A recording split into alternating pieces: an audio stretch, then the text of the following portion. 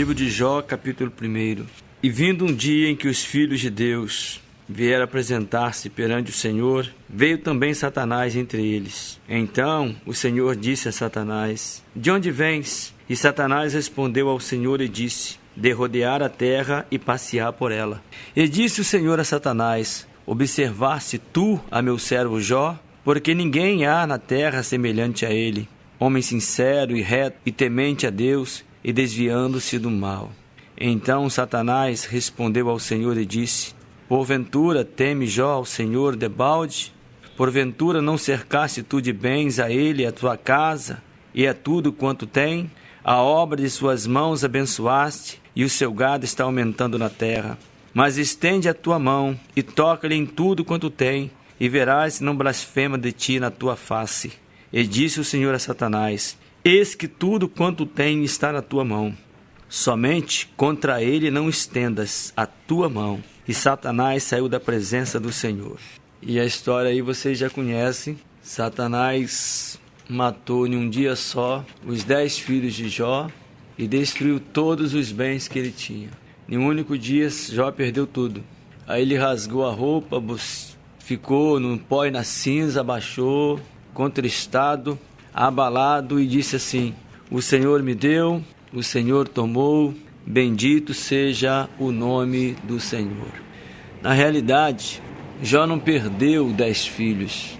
Jó, na realidade, ganhou mais 10 filhos. Porque a Escritura diz que antes dos filhos de Jó serem mortos, Jó orava por eles. Jó oferecia sacrifícios a Deus por cada um deles. Quando Satanás chegou e matou os filhos de Jó, na realidade, eles foram levados, conduzidos à presença de Deus. Porque é exatamente isso que acontece quando nós morremos, né? Nós deixamos esse corpo e vamos para a eternidade. Felizmente, a maioria esmagadora das pessoas vão pelo vale da sombra da morte, sem Deus, sem Jesus e sem salvação, porque fizeram a escolha errada.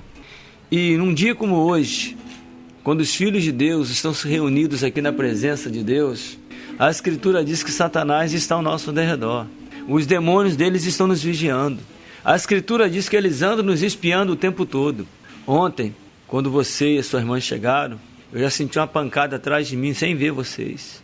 Eu engasguei, comecei a passar mal e falei: tem algo estranho. Foi o que? A presença deles, insatisfeito, em que pessoas que ainda não pertenciam a Jesus, só ele ter a percepção da possibilidade dessas pessoas ouvirem a palavra de Jesus e abandonarem o mundo, eles ficam desesperados. Porque na realidade Satanás está aí para isso. Ele quer matar, roubar e destruir, sabe? Ele quer acabar com a vida das pessoas. Ele já está totalmente perdido. Satanás, ele era um, vou falar dele daqui a pouco, no Espírito Santo o Senhor vai falar dele daqui a pouco, por isso pedindo a cobertura do sangue de Jesus. Porque não é fácil brincar, lutar com Satanás. Ele é o principal dos príncipes das trevas. Ele é o líder, ele é muito forte. Não adianta os homens quererem brincar, não vai dar. Você vê que em um dia só ele fez fogo cair do céu, ele pintou, acabou com a família de Jó e tudo, com os gados, matou tudo num dia só. Com a permissão de Deus, é claro. Então, quando nós vamos lutar contra ele, a Escritura diz que nós temos que resisti-lo, porque ele é muito forte. E às vezes ele ataca a gente e a gente sente o baque. Nós que somos guardados pelo Senhor. Você imagina quem não é guardado pelo Senhor? A Bíblia diz que ele mata, que ele rouba, que ele destrói. Então ele não está satisfeito, porque ele é um ser totalmente perdido. Sabe que o único ser que está julgado no planeta, no universo, é Satanás? Nem os demônios, os anjos deles estão julgados. Ele é o único que está julgado. Ele já está julgado e condenado. Não tem jeito para ele. Ele sabe que daqui a alguns dias ele vai ser lançado no lugar onde os demônios têm maior pavor. E ele também tem pavor. Satanás tem muito medo. Vocês acham que ele não tem medo? Ele tem muito medo, ele é apavorado, ele é atormentado, ele é desesperado, por isso que ele quer desgraçar todo mundo. Ele sabe que para ele não tem mais jeito, o corpo dele arde em chamas o tempo todo. Onde ele vai é inferno para ele. A Bíblia diz que o corpo de Satanás foi consumido, uma chama brotou do interior dele e o consumiu. Aquela glória que ele tinha, aquele corpo maravilhoso que ele tinha, se perdeu. Ele hoje é um espírito que pega fogo o tempo inteiro, ele sofre muito. E ele quer que você termine exatamente como ele. Porque se você morrer sem Jesus, não há chance para você. Você vai passar exatamente como ele, porque Jesus falou de Lázaro e do rico. O rico diz: estou atormentado nesta chama. Então assim é uma coisa muito séria. É uma coisa muito responsável. É você e Deus. Somos nós e Deus. Nós somos sozinhos diante do Senhor. Então nós precisamos estar preparados para aquele dia e para aquela hora. Porque Ele sabe, vou dizer de novo, que daqui a alguns dias Ele vai ser lançado no abismo e preso por 1000 anos. 1000 anos em um lugar como o abismo. O abismo simplesmente é pior do que o inferno. Então, antes dele ir para lá, ele vai querer destruir muita gente. E quando ele vê a possibilidade de uma pessoa se salvar, ele entra em desespero. Aí ele envia os demônios, aliás, legiões de demônios. Vai lá, não deixa, faça alguma coisa. Tira aquela pessoa fraca, ela não vai aguentar. E ele cobra dos demônios. Você sabe como. Você sabe como desviar aquela pessoa. Vai lá, tenta ela, não deixa não. E ai dos demônios, porque eles sofrem. Então, nós temos um inimigo. A Bíblia diz que nós temos que lutar contra principados, potestades, hóstias do mal nas regiões celestiais. São demônios de todos os tipos, de todas as forças. Tem demônios muito fortes, que você vai lutar com ele não é brincadeira, é uma luta com ele. Tem demônios que são mais fracos, mas tem demônios que são muitíssimos fortes. Então, nós temos que estar preparados no Senhor. Porque a igreja do Senhor, ela tem autoridade para mandar qualquer demônio embora. Aqui, neste local, nós temos autoridade para isso. Desde o menor até Satanás. Nós temos autoridade para fazer isso. E ele não está brincando. Ele sabe muito bem que os dias deles estão passando cada vez mais rápidos.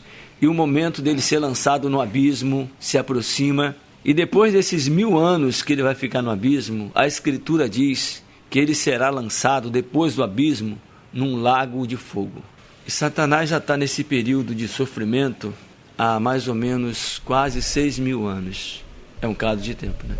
Ninguém sonhava em existir e ele já estava lá. Você pensa que você se acostuma com o sofrimento? É cada dia pior. É cada dia mais horrível. Então nós temos que estar preparados porque há de vir. Porque uma coisa é certa, nós vamos passar desse mundo. E precisamos passar com a certeza de que quer vivamos, quer morramos, nós somos do Senhor. Aleluia. Agora, vai um pouquinho à frente, Jó capítulo 14. Presta atenção nesse texto. A possibilidade dele te perder é um desastre para ele. Caramba! É que ele vai dizer assim, quem eram os demônios que estavam cuidando dele? Cadê vocês? O que vocês estão fazendo? Agora, é o seguinte, não é fácil. Não é fácil. É luta. Ninguém é bom. A Bíblia diz que Deus olhou para a terra, nós somos um só. Não tem ninguém. Uns pecam mais, outros menos, mas são todos iguais e imundos diante de Deus. Hoje não somos mais farinha, né? Hoje somos pão. Jó capítulo 14. O homem nascido da mulher é de bem poucos dias e cheios de inquietação. Sai como a flor e seca. Foge também como a sombra e não permanece. E sobre esse tal abres os teus olhos, e a mim me fazes ver entrar em juízo contigo. Quem do imundo tirará o puro? Ninguém.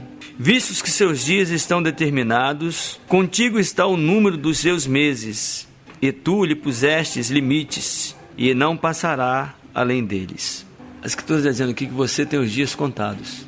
A não ser que você faça uma loucura, seja demasiadamente louco, você tem um dia da sua morte. O seu dia está contado, só que você não sabe.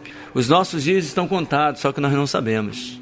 A Escritura diz assim, não sejais demasiadamente louco para que não morra antes de tempo. Quando o cara começa a fazer muita loucura, ele pode morrer antes do tempo, não depois, porque ele tem um tempo determinado.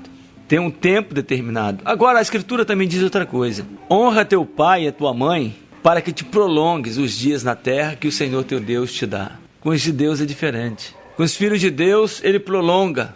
Os ímpios, eles podem ser abreviados, mas todos nós temos um tempo determinado de vida. Alguns já nascem e morrem, outros ainda crianças, outros adolescentes, jovens, adultos, outros mais velhos, mas todos vão partir dessa terra. Então você tem um dia determinado. Poxa, o cara era tão novo, como é que foi acontecer isso? Então você não pode contar com o amanhã para você mudar a sua vida. Você pode ser ceifado hoje. Então a Escritura diz que nós temos que viver o dia de hoje, porque viver o amanhã é um perigo, viver com planos para amanhã é um perigo, a não ser que o meu amanhã, o meu hoje, seja Cristo. Aí a Escritura diz, quer morrendo, quer vivendo, somos do Senhor. Você já pensou, você partir do mundo, na hora que você fechar os olhos, você nunca mais enxergar? E não é cegueira, essa cegueira comum, é uma cegueira tão densa, que a Escritura diz que pode ser apalpada. Já pensou você nunca mais ter descanso, nem de dia, nem de noite? Já pensou você viver uma eternidade ouvindo pessoas gritando do teu lado, gemendo, chorando? Já pensou você ouvir essas palavras de Jesus que diz assim, onde o bicho nunca morre e o fogo nunca se apaga? Então é um risco muito grande que as pessoas escolhem ir protelando, deixando para amanhã, deixando para amanhã, deixando para amanhã. De repente você é chamado num acidente. De repente você é chamado numa bala perdida. Pessoas estão sendo chamadas todos os dias. Pessoas fazem planos, mas de repente os planos são interrompidos. Então você tem os seus dias contados, diz as Escrituras. E quando o Senhor te chamar, o que você vai dizer para Ele? A Escritura diz que o Senhor pesa-nos em balanças fiéis. A balança de Deus, se você está em um pecado, olha só, está contra você. Mas se você está lavado e remido no sangue de Jesus, ela está totalmente favorável a você. Então é um risco muito grande, eu acho uma loucura muito grande. E infelizmente a maioria das pessoas não querem saber. Eu quero viver hoje, amanhã não me interessa. Isso porque não crê em Jesus que diz, louco, esta noite se pedir a tua alma, o que tens preparado para quem será. Você tem um dia determinado por Deus para ir embora dessa terra. E quando este dia chegar, é bom que nós sejamos preparados. Eu certa vez fui numa casa de um amigo meu, 37 anos, preguei o evangelho na casa dele. Ele gostou, muito bom, que coisa boa, aleluia, gostou. Aí vamos marcar de novo, tal. Aí depois ele chegou para mim e disse assim, você sabe que eu gosto de curtir um pouquinho, tomar minha cervejinha, né? Falei, mas isso passa, né, meu querido? E a vida com Jesus? Não, vamos deixar, vai para frente, depois a gente vê, a gente acerta. Passou uns meses, ele foi tomar uma cervejinha em um bar e voltou lá meio zonzo, né? Foi atravessar a rua, veio uma moto e ele não teve o dia de amanhã mais. 37 anos, sentado como vocês estão aqui hoje, ouvindo as mesmas palavras. Ele foi embora, deixou para amanhã. Eu olhei ele no velório dele e falei, meu Deus, péssima escolha que ele fez. De onde que ele imaginou que ele ia morrer? Nunca. E depois dele, já foram mais 2 colegas meus da mesma forma. Ouviram as mesmas coisas e disseram, não, eu vou, um dia eu vou. E também não foram. Então se hoje ouvirdes a minha voz, diz o Senhor, não endureça o coração. Deus tem uma proposta para nós de vida, que não se pode comparar com isso aqui. É um reino eterno, uma coisa maravilhosa, coisa que os olhos nunca viu, ouvido não ouviu, nem subiu ao coração do homem. São aquelas coisas que Deus tem preparado para aqueles que o amam. Quer dizer, um novo corpo, uma nova cidade, um novo nome, uma glória. Meu Deus, é tão fantástico, é tão maravilhoso que nada nessa terra se compara. E sabe quanto tempo vai durar essa glória? Para sempre. Você nunca mais vai envelhecer, você nunca mais vai se cansar, você nunca mais vai se entristecer. Então todas essas coisas Deus tem preparado para nós. Mas a Escritura diz que poucos são os que encontram o caminho. Eu vou dizer uma coisa, para servir a Jesus tem que ser muito forte. Porque você vai ser perseguido, você vai ser desprezado, você vai abrir mão de muita coisa. Mas o final de tudo isso é glorioso. Simplesmente glorioso. Aleluia. Vamos abrir a Escritura em Gênesis capítulo 3. Gênesis capítulo 3. Diz assim o texto. Falar nele não é fácil, né? Ora, a serpente era mais astuta que todas as animarias do campo que o Senhor Deus tinha feito. E esta disse à mulher, é assim que Deus disse, não comereis de toda a árvore do jardim? E disse a mulher à serpente, do fruto das árvores do jardim comeremos, mas do fruto da árvore que está no meio do jardim, disse Deus, não comereis dele, nem nele tocareis, para que não morrais. Então a serpente disse à mulher, certamente não morrerás, porque Deus sabe que no dia em que dela comerdes, se abrirão os vossos olhos, e sereis como Deus, sabendo o bem e o mal. E vendo a mulher que aquela árvore era boa para se comer, e agradável aos olhos, e árvore desejável para dar entendimento, tomou do seu fruto e comeu, e deu também a seu marido, e ele comeu com ela. Então foram abertos os olhos de ambos, e conheceram que estavam nus, e coseram folhas de figueira, e fizeram para si aventais. E ouviram a voz do Senhor, que passeava no jardim pela viração do dia. E escondeu-se Adão e sua mulher da presença do Senhor Deus entre as árvores do jardim. E chamou o Senhor Deus a Adão e disse-lhe: onde estás? E ele disse: ouvi soar a sua voz no jardim e temi, porque estava nu, e escondi-me. E Deus disse: quem te mostrou que estavas nu? Comeste tu da árvore de que te ordenei que não comesses? Então disse Adão: a mulher que me deste por companheira, ela me deu da árvore e comi. E disse o Senhor Deus à mulher: por que fizeste isto? E disse a mulher: a serpente me enganou e eu comi. Então o Senhor Deus disse à serpente: olha só, o príncipe deste mundo, Satanás, já está julgado. Ele foi julgado aqui. Jesus disse que o príncipe deste mundo já está julgado. Não há mais chance para ele. Olha só. Então o Senhor disse à serpente, Deus disse à serpente: porquanto fizeste isto, maldita será mais que toda a besta, e mais que todos os animais do campo. Sobre o teu ventre andarás, e pó comerás todos os dias da sua vida. E porém inimizade entre ti e a mulher, e entre a tua semente e a sua semente. Esta te ferirá a cabeça, Cristo, e tu lhe ferirás o calcanhar. Amém. Nós estamos aqui na presença do Senhor. Jesus certa vez subiu ao monte com Pedro, Tiago e João. E lá no monte ele se transfigurou. Ele ficou glorioso, uma aparência do céu. Aí apareceram dois cidadãos conversando com ele, que eram Moisés e Elias. Só que esses dois cidadãos já haviam morrido, um há 1500 anos e outro há 1000 anos. E eles apareceram vivos, conversando com Jesus, exatamente numa posição gloriosa. O homem não morre. Você fecha os olhos para aqui, você vai vivo diante de Deus para permanecer com Deus, ou longe de Deus para permanecer sem Deus, mas vivo. Neste momento, todos os que morreram no Senhor estão diante do trono da glória de Deus, vivos, alegres, jubilosos, esperando o dia que serão revestidos de glória, até que nós, entre a última, sabe aquele vaso? Até que o último vaso, o azeite seja colocado. Quando a viúva disse, não tem mais vaso, então cessou o azeite. Quando o último vaso, o Senhor preencheu o último vaso com a unção do Espírito Santo, cessa o azeite. E aí, Maranata, a igreja vai ser arrebatada. Vai ser num momento maravilhoso. Eu estou avisando, eu estou como Noé avisando, prepara, que vem aí, Jesus está voltando. Ele vai arrebatar a sua igreja num momento, num abrir e fechar de olhos. Eu vou para a glória, e ninguém vai me tirar de lá. Satanás quer atingir sua mente, exatamente como ele fez com Eva. Se ele conseguir tombar a tua mente, se ele colocar maus pensamentos na tua cabeça, ele acabou com você. É aqui, na mente, é aqui que ele atinge. Ele não te dá um soco na cara, ele não te passa uma rasteira, não. Ele fala na tua mente, ele fala no teu ouvido, diz, não é bem assim. Você não precisa se preocupar com isso. Deixa para amanhã, deixa para depois. Esses caras são quadrados. Você pode fazer as duas coisas. Não pode não. Quem é de Deus, é de Deus. Quem não é de Deus, é do diabo. E a Bíblia diz que quem é de Deus, o diabo não toca nele. Não toca nele.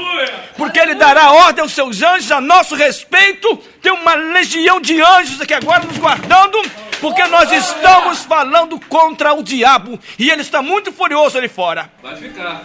Eles estão repreendidos no nome de Jesus.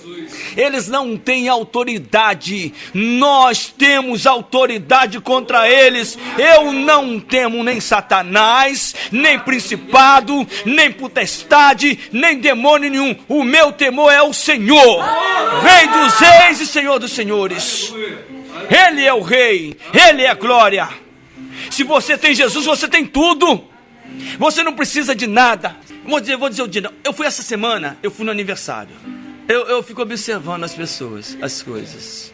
Aí no final, eu vou chamar um irmão aqui para orar. Aí o irmão foi lá orar. Gente, o meu povo é destruído porque falta conhecimento. Eu não orei. Falei, Senhor, misericórdia. O irmão com muita boa vontade, igual lá, talvez, usar. Vou segurar a arca para a arca não cair. Não é do seu jeito, é do jeito de Deus. Eu gostaria de convidar todos que levantassem suas mãos. Vamos orar abençoando o nosso irmão aqui. Primeiro o apóstolo Paulo diz que não levanteis precipitadamente a sua mão sobre ninguém. Você sabe se aquelas pessoas todas são do Senhor para levantar a mão? Para abençoar alguém? Como você chama uma congregação que você não conhece as pessoas que estão ali para levantar a mão e abençoar alguém? E se tiver um satanista ali?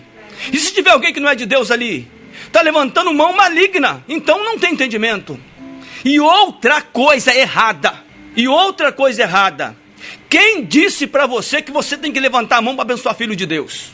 Não existe. Eu não vou levantar a mão para abençoar filho de Deus nenhum, porque eu não posso fazer isso. Porque Paulo escrevendo aos Efésios, capítulo 1, versículo 3, diz que nós já somos abençoados com todas as bênçãos espirituais nos lugares celestiais em Cristo Jesus. Ninguém pode me abençoar, porque eu já sou completamente abençoado. Eu posso abençoar a gente do mundo. Eu posso abençoar aquele que não tem Jesus. Mas você não adianta levantar a mão para mim, porque eu já sou abençoado.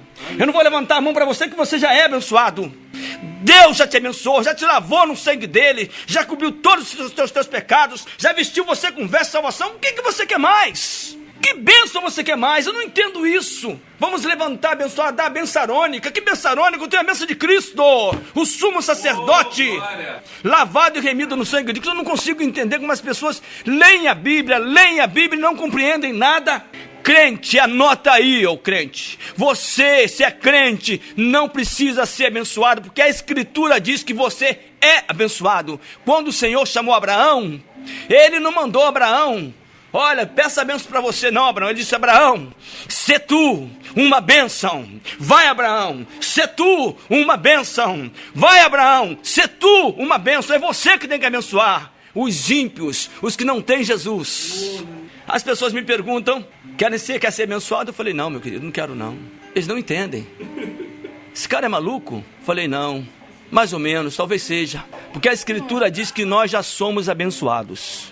O Senhor já nos abençoou, não vai nos abençoar, Ele já nos abençoou com todas. Sabe o que é todas? Todas. Um novo nome, um novo céu, uma nova terra, um novo corpo, uma pedrinha branca. Aleluia! O maná escondido, a estrela da manhã. E vambora, que é benção, tanta benção que eu vou levar muito tempo para conhecer o céu todo. Porque primeiro que eu chegar lá, eu vou dar um abraço em Jesus. Aí, vocês vão ficar na fila aí, galera. Vão ficar na fila porque eu vou demorar um pouquinho. Nós temos a eternidade. Sê tu uma benção. Aí eu fico vendo a pessoa, falta entendimento, falta compreensão. Deus nos abençoou já com todas as bênçãos espirituais. Ora, Gênesis 3. A serpente era mais astuta que todas as animarias do campo que o Senhor Deus tinha feito. A primeira coisa que nós precisamos entender aqui, revendo, que não havia cobra neste jardim. A serpente aqui é Lúcifer. Moisés está usando de uma alegoria. Lúcifer é chamado de dragão. Existe dragão, aquele ser mitológico que voa? É claro que não existe. Mas ele é chamado de dragão, porque ele anda que nem um dragão no céu. Por quê? Porque ele cospe fogo, porque o corpo dele queima todo. Por isso que ele é chamado de dragão. Satanás, ele queima da planta dos pés até o alto da cabeça. O tempo todo o corpo dele é em chamas. Então quem estava aqui no jardim não é uma cobra. Eva não foi enganada por uma cobra, nem podia ser, porque o homem tinha domínio. O Senhor diz: domine sobre todos os animais do campo, tudo está sob o seu domínio. O domínio da terra foi entregue ao homem. Só ele podia passar esse domínio para Satanás. Como Satanás iria entrar em uma cobra se o domínio estava com o homem? Satanás, ele é o seguinte: ele observou os animais e ele viu que a cobra era um animal muito astuto. São características da serpente, não é uma serpente. A serpente nunca falou. Gente, você imagina Eva sendo enganada por uma cobra, pelo amor de Deus. A cobra, Paulo diz, temo que assim como a serpente, Lúcifer, enganou a Eva, vocês também sejam enganados, e se corrompam, e se afastem da simplicidade que há em Cristo. Então quem estava ali no Éden era Lúcifer, antes de cair. Ele ainda não era Satanás, ele era Lúcifer. A Escritura diz que o Senhor criou o jardim, criou a terra, pegou um querubim, Lúcifer, e botou lá: você vai ser guardião desse jardim, você vai guardar esse jardim. E Lúcifer ficou maravilhado. Deus criou toda a terra, criou tudo. Lúcifer, você é cheio de, você é formoso, você é coberto de pedras preciosas. Ele era muito lindo. Você vai ficar como guardião desse jardim. E ele se encheu, ele ficou muito satisfeito. Aí quando o pai se reúne com o filho e diz assim: façamos o homem a nossa imagem, conforme a nossa semelhança, e domine sobre tudo. Quando Lúcifer ouviu isto, ele disse: que adianta eu ser lindo? Que adianta eu ter toda essa glória? Se ele agora me cria um homem, a imagem e semelhança dele, eu não sou ele que vai dominar sobre tudo, eu vou ser um mero guardião desse jardim? Eu não quero isso. A Bíblia diz que o interior dele se encheu de violência. O profeta Ezequiel, o seu interior se encheu de violência, ele ruminou aquilo dentro, mas ficou com ele guardado. Ele ficou com ele lá dentro. Você sabe que o pecado só é pecado quando você põe ele em prática. Você pôs ele em prática, o seu pensamento começou a maquinar. Se você dizer não quero, já está fora. Agora, se você começar a maquinar, ele já se torna um pecado. Aí você coloca ele em prática. Então o que Satanás fez? Ficou lá como Lúcifer, um anjo de luz. Eva não achou estranho, porque ele era o guardião do Éden. Eva estava conversando com um anjo de luz, Lúcifer. E ele chegou para ela sorrateiramente: ô Eva, fala, Lúcifer, é assim que Deus diz? Não, ele diz que podemos comer de todas as, menos dessa, senão nós morreremos. Que isso? Você não vai morrer não. Porque, olha, eu sou antes de você. Eu sei. Deus sabe, o dia que você comer, seus olhos vão se abrir, você vai ser como ele, sabendo o bem e o mal. Eu conheço ele. A Eva disse: bem, isso aqui é agradável, eu vou experimentar. Eu não creio mesmo que eu vou morrer. Eu não creio nisso, tudo, eu não creio nisso. E ela cedeu. Aí ela chamou o marido dela, e Lúcifer só olhando: acabei com eles.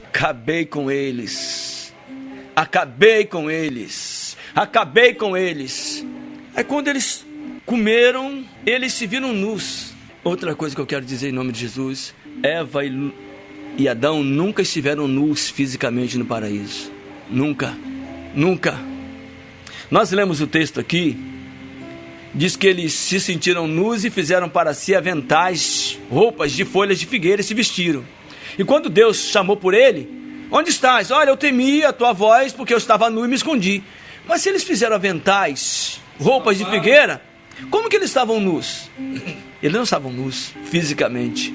Sabe o que aconteceu com Eva e Adão? Eles tinham um contato direto com Deus, o Espírito. Por isso Jesus disse: aquele que não nascer da água e do Espírito não pode ver o reino de Deus.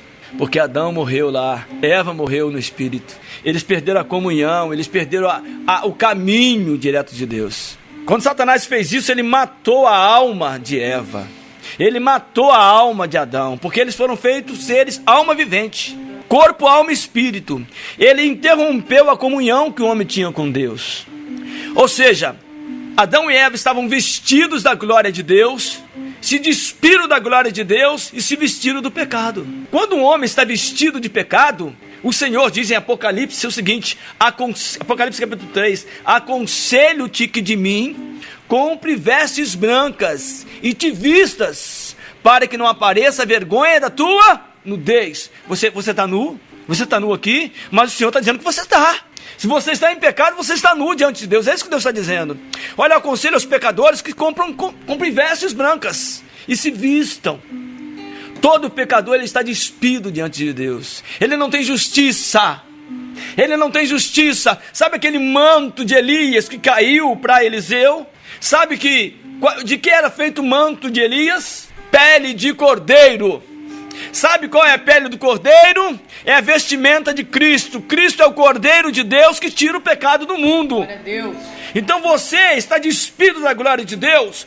O Senhor matou o cordeiro no Éden. Falou, olha, não tem problema, eu vou fazer, eu vou justificar vocês. Cristo matou o primeiro cordeiro no Éden e vestiu Adão e Eva com vestes de salvação. Isaías 61:10. Não havia cobra, não havia nudez física. A Bíblia é um livro espiritual, não é um livro físico.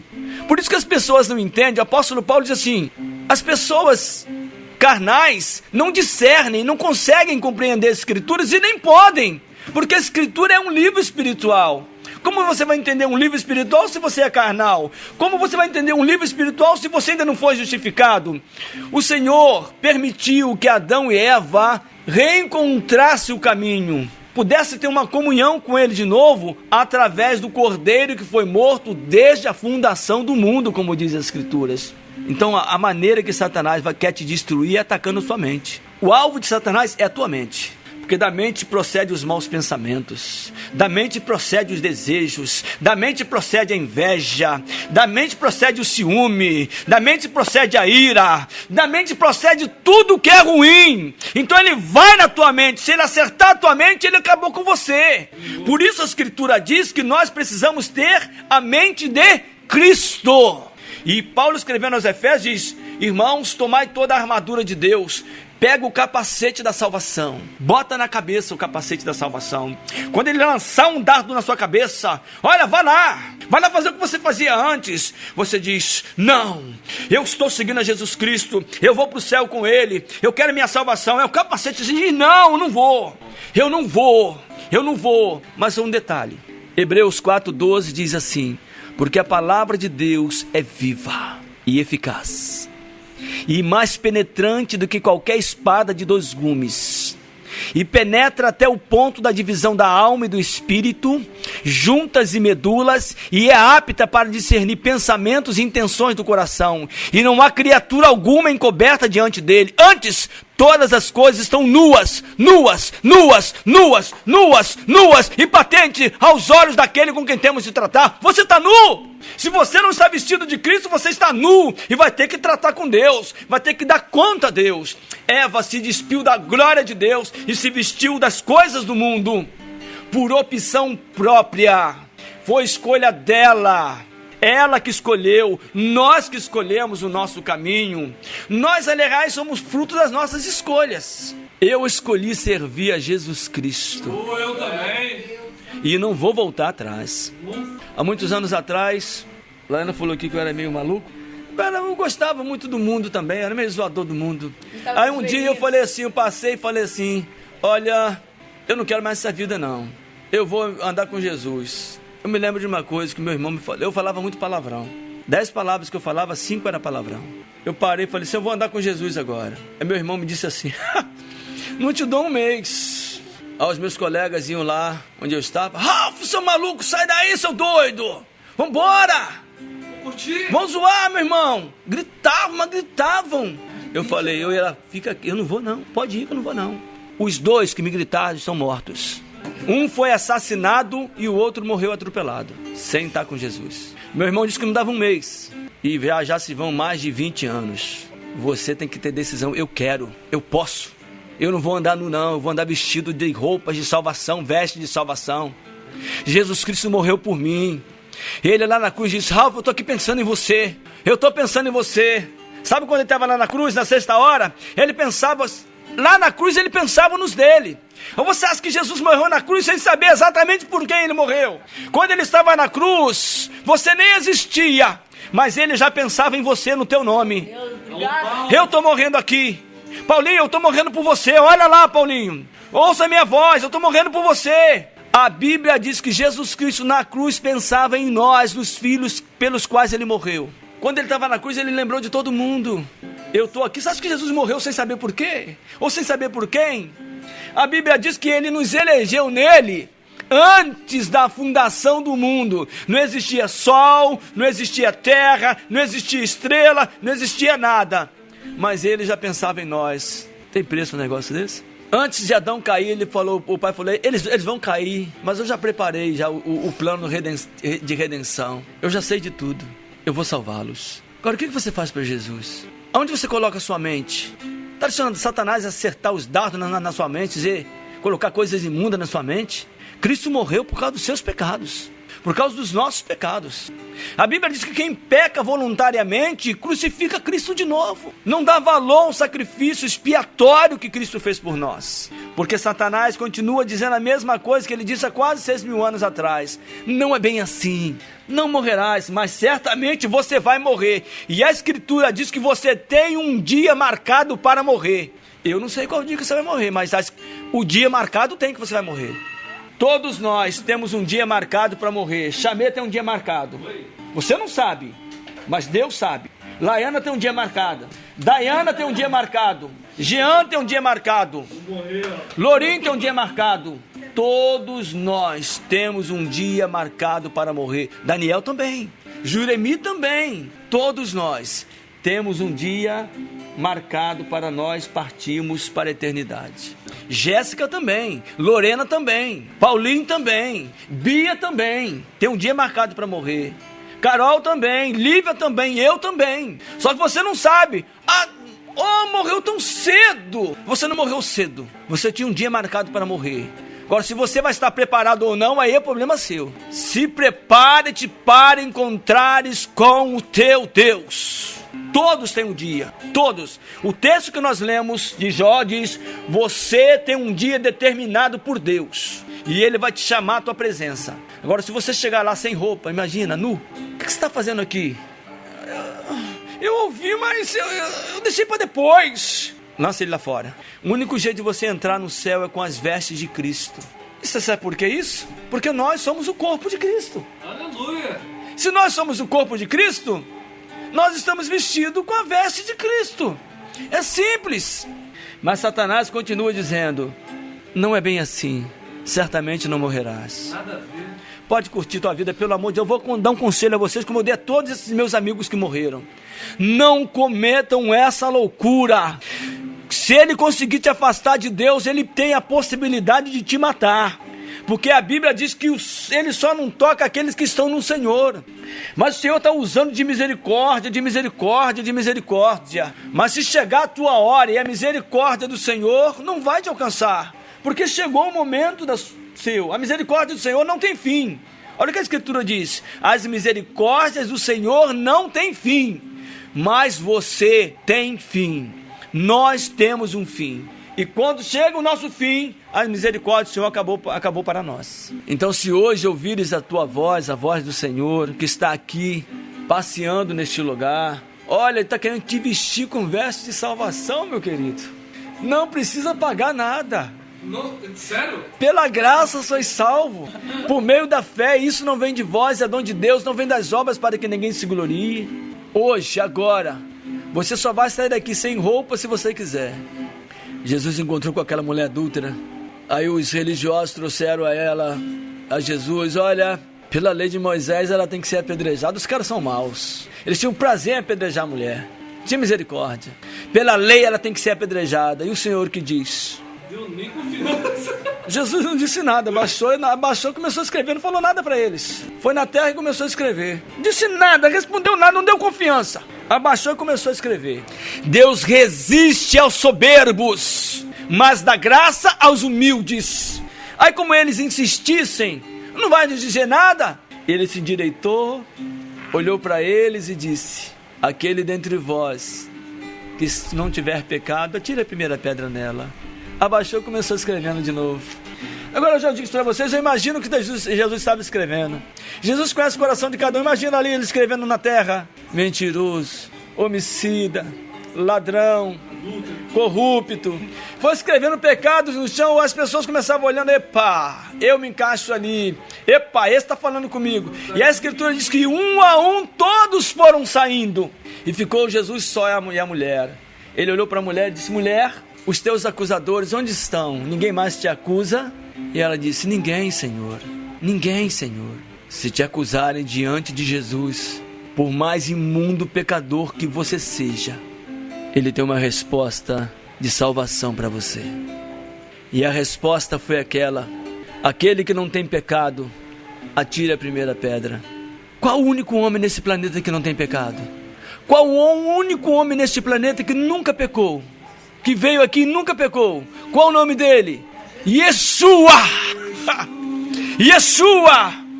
Jesus nunca pecou. Ele diz: aquele que não tem pecado, aquele que não tem pecado, atire a primeira pedra. Jesus é o quê? É a primeira pedra. É a pedra que os edificadores rejeitaram. Diz: eu sou a pedra, eu não tenho pecado, e eu me lanço sobre você, eu me atiro sobre você, mulher, e eu te salvo agora.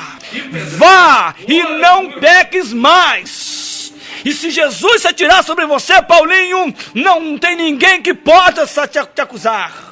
Agora ele disse para a mulher: vá e não peques mais. Falei para vocês que eu xingava muito. Falei: como eu vou parar de xingar? Simplesmente parei, acabou, sumiu. Assim, como eu nasci de novo, uma criança não nasce aprendendo a xingar. Ou nasce? Claro que não. É uma nova língua. Eu comecei a falar língua estranha. Quando você nasce de novo, você começa a falar língua estranha. Por isso que a Escritura diz que eles falavam língua estranha. Todo mundo que nasce de novo fala língua estranha. Todo mundo. Além de Rabassunekanda, fala todo mundo língua estranha. Sabe qual língua estranha é? A língua do céu. Porque a língua do céu ninguém compreende. Os homens não compreendem. Você pode falar de Jesus para os homens, mas se o cara não nasceu de novo, ele não vai compreender nada. Ih, que chatice é isso, eu não gosto disso não. Eu quero curtir, olha, o carnaval tá aí, eu vou curtir o carnaval. Ele não compreendeu a sua língua. Você está falando português para ele, mas o português para ele é língua estranha. Porque você está falando de Jesus e ele não entende nada de Jesus. Ele está falando do céu, mas o cara não entende nada do céu, ele não compreende, ele não acredita, porque isso é estranho para ele. A linguagem do céu, a palavra de Deus é estranha para quem? É estranho para Deus. Mas Jesus nessa noite quer lançar-se sobre você e ele está sem pecado. E esse lançamento que ele vai fazer sobre você vai te vestir com veste de salvação. E você só vai sair daqui sem a salvação nesta noite se você quiser. Quando o pecado vier à sua mente, quando ele vier soprar, aquele na hora que você sair daqui, ele vai soprar. Lembra que nós falamos que Jesus subiu ao monte da transfiguração e apareceu conversando com ele Moisés e Elias? Aí Pedro olhou lá para ele, ficou maravilhado, estava muito bom lá em cima. Pedro disse: olha, Senhor, que bom estarmos aqui. Vamos fazer o seguinte, vamos fazer uma tenda para ti, uma tenda para Elias e uma tenda para Moisés. Vamos fazer 3 tendas. Jesus falou assim: eles não sabem o que estão dizendo. Que tenda? Nós não precisamos fazer tenda. Eu não vivo dentro de tenda. Jesus falou: não vamos fazer tenda, sabe por quê? Porque veio uma nuvem os cobriu. E da nuvem saiu uma voz que dizia, sabe o quê? Este é meu filho amado, em quem tenho um grande prazer. A ele ouvi. Nós não precisamos de tenda. Nós não precisamos de templos. Nós precisamos da cobertura da nuvem do Senhor, da presença do Espírito Santo. É disso que nós precisamos. O Senhor disse que Pedro não sabia o que estava dizendo. Vamos fazer tenda. Que tenda? A cobertura nossa é o Senhor. Nós somos cobertos com o sangue de Jesus. E quem tem sangue de Jesus, o maligno não toca. Aleluia! Não toca. Quer sair daqui nesta noite coberto com o sangue de Jesus? A Bíblia diz assim, o apóstolo Paulo diz assim: porque não me envergonho do evangelho de Jesus Cristo, porque ele é o poder para a salvação de todo aquele que crê. Mas precisa crer. Em outro lugar o Senhor diz assim: aquele que se envergonhar de mim diante dos homens, eu também me envergonharei dele diante do meu Pai naquele dia. Eu não tenho vergonha, eu tenho um prazer, eu tenho uma honra, uma alegria de falar de Jesus. Que vergonha! Eu sou cidadão do reino dos céus, eu não vou morrer nunca. Se eu morrer hoje, eu já saio vivendo da Silva daqui, eu vou embora para a glória. Que isso? O maligno está ali soprando fora. Aí quando a nuvem cobriu Jesus, se disse: esse é meu filho amado em que tenho prazer, Moisés e Elias sumiram. Aí o Senhor falou: olha, aqui em cima está muito bom, aqui em cima está maravilhoso, mas nós temos que descer lá para o vale. Nós temos uma missão para fazer lá, sabe? Nós temos que anunciar o reino de Deus lá embaixo. E eles desceram do monte e começaram anunciando a Jesus Cristo, em tempo e fora de tempo. E esse anúncio veio até hoje, até nós. Nós estamos aqui por causa de Jesus. Sabe aquela visão de João lá, viu milhões e milhões? Você estava lá, você está na Bíblia. Ele viu os santos lá reunidos. Eu estou aqui, mas estou lá. Isso é loucura, né? Eu estou aqui, mas estou lá. Eu estou aqui, estou lá. Há 2000 anos atrás eu já estava lá sem ter existido. Isso é Deus. Nos escolhe antes da fundação do mundo. Permaneçam nesta arca. A arca é o corpo de Cristo. E vocês não terão sofrimento algum quando as águas das tribulações vierem sobre este mundo. Permaneçam na arca. Permaneçam na arca. Já está vindo o mal. Se nós estivermos na arca, que é o corpo de Cristo, nada poderá nos atingir. Não saiam da arca, nem abram a porta. Estejam trancados na arca de Deus.